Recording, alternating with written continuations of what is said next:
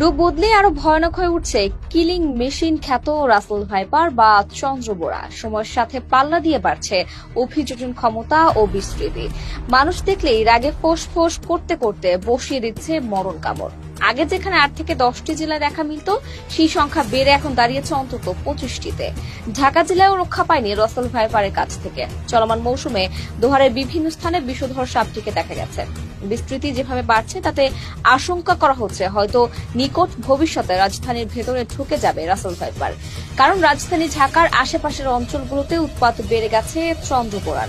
সরকারি তথ্য অনুযায়ী ঢাকার একেবারে কাছে মানিকগঞ্জের হরিরামপুর উপজেলার চর এলাকায় গত 3 মাসে মারা গেছে 5 জন।